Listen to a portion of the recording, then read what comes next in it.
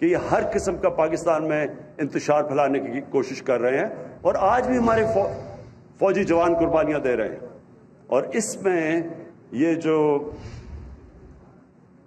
جو اپوزیشن جو حرکتیں کر رہی ہے، میں نے کبھی اپنی پاکستان میں اس طرح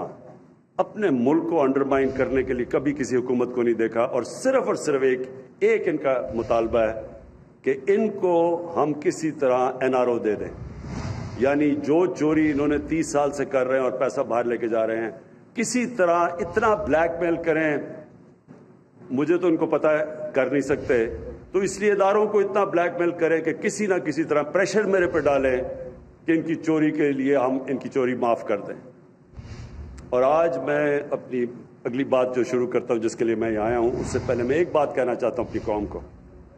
یہ سب یاد رکھ لیں، اگر ان چوروں کو کسی حکومت نے NRO دیا تو وہ اتنی بڑی اس ملک سے غداری کرے گا کہ دشمن وہ کام نہیں کرے گا جو وہ حکومت کرے گی ان کو چوری کو معاف کر کے۔ جنرل مشرف نے ان دونوں لیڈروں کو NRO دیا، اس کا نتیجہ کیا ہوا کہ 10 سالوں میں پاکستان کا قرضہ 4 گنا زیادہ بڑھا۔ کوئی بتائے کہ پیسہ کدھر گیا ہے؟ 4 گنا، یعنی 6000 ارب سے پاکستان کا قرضہ ان 10 سالوں میں، ان دونوں کو NRO ملنے کے بعد انہوں نے جو 2 باریاں لی، پاکستان کا قرضہ 30,000 ارب پہ گیا ہے،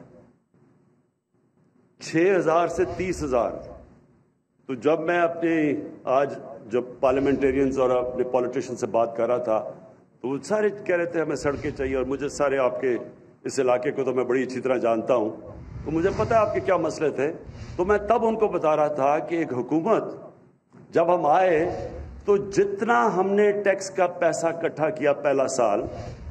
اس کا آدھا چلا گیا ان کے لیے ہوئے قرضوں کی قسطیں ادا کرنے میں، آدھا چلا گیا۔ اور اب یہ جو دوسرا سال ہمارا گزرا ہے، پہلے سال میں ہم نے 2000 ارب یعنی 4000 ارب ٹیکس اکٹھا ہوا، 2000 ارب قرضوں کی قسطیں دینی تھی ان کے لیے ہوئے قرضوں پہ، جو انہوں نے 4 گنا زیادہ قرضہ چڑھایا۔ اور دوسرے سال میں وہ قرضے بڑھتے جا رہے ہیں کیونکہ ان کے اوپر سود لگ رہا ہے، تو دوسرے سال 2700 ارب ہمیں قرضوں کی قسطیں واپس کرنی پڑی۔ اس لیے جو پیسہ خرچ کرنا ہے اپنے لوگوں کے اوپر، وہ ہمارے پاس کم رہ جاتا ہے۔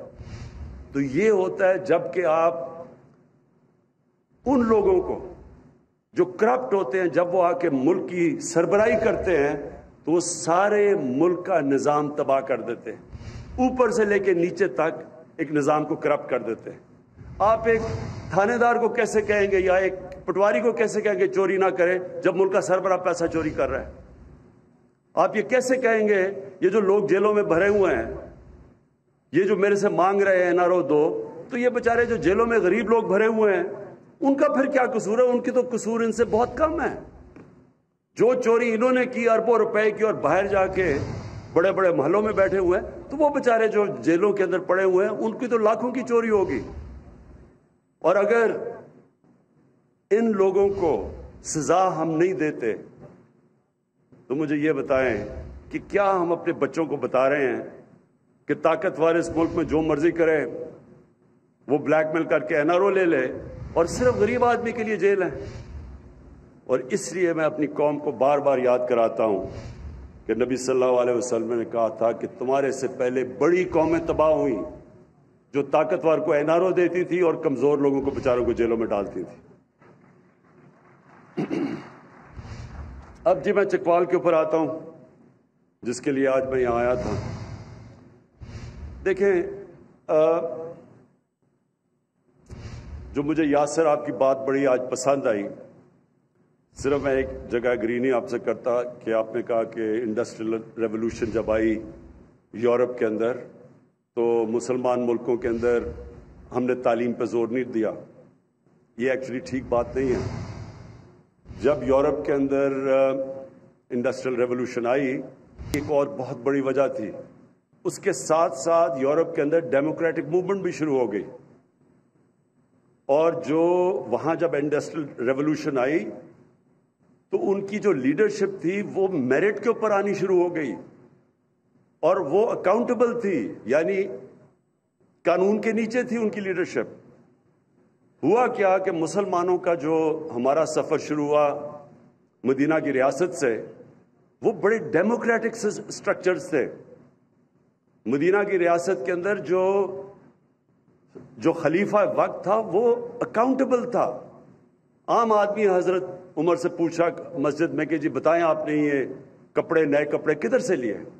اور حضرت عمر نے جواب دیا، یہ نہیں کہا جس طرح بھی یہ فضل الرحمان نے کہا جی میں تو خود صادق امین ہوں، میں نے خود ہی فیصلہ کر لیا، میں صادق امین ہوں، میں جواب دہ نہیں ہوں کسی کا۔ اور پھر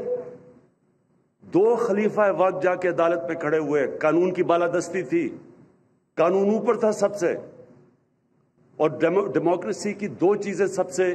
جس کی وجہ سے دنیا میں ڈیموکریسی آگے بڑھی، ایک قانون کی بالادستی اور دوسری میریٹوکریسی تھی۔ تو جو بادشاہ تھی، جو ہم پیچھے رہ گئے، ہم اس لیے پیچھے رہ گئے کہ وہ جمہوریت کی طرف جانا شروع ہو گئے، اور ہم کدھر مدینہ کی ریاست میں